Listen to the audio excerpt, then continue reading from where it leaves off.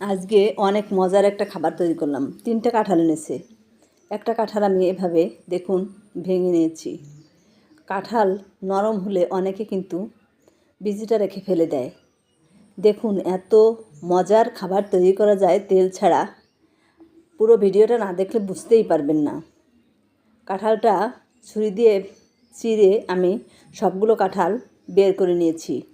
এখন এখান থেকে কিছুটা কাঁঠাল আমরা এমনিতেই খেয়ে নেব, আর অর্ধেকটা কাঁঠাল নিয়েছি আমি রস বের করে নেওয়ার জন্য। এখন ঝুড়িতে করে কাঁঠালটা যেহেতু আমার অনেকটা নরম হয়ে গিয়েছে, যেই একটু ডলা দিয়েছি রসটা বের হয়ে গিয়েছে আর বিচিগুলো আলাদা হয়ে গিয়েছে। ব্লেন্ডার করলে আমার ছাগড়াটা থেকেই যেত, আর রসটা দেখুন আমি এভাবে আলাদা করে নিয়েছি। এখন রসে একটু লবণ মিশিয়ে নিয়েছি আর দিয়েছি আমি ইন্ডাকশনে বসিয়ে দিয়েছি স্টিলের পাত্রে করেই। এরপরে কিছু আটা দিয়ে আমি ডো তৈরি করে নিয়েছি। দেখুন এখানে 6টা ডো আমি তৈরি করে নিয়েছি, আর যে আটাটা অবশিষ্ট আছে আটাটা আমি রেখে দেব। 6টা ডো দিয়ে আমি 6টা রুটি এভাবে তৈরি করে নিয়েছি। এখন আমি গ্যাসের চুলায় তাওয়া গরম করে আস্তে আস্তে একটা একটা করে রুটিগুলো ভেজে নেব। যেহেতু কাঁঠালটা একটু মিষ্টি বেশি, তাই রুটিটা একটু লেগে যাবে।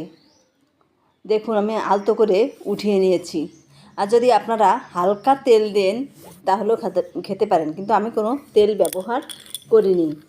এভাবে সবগুলো রুটি আমি ভেজে নিয়েছি।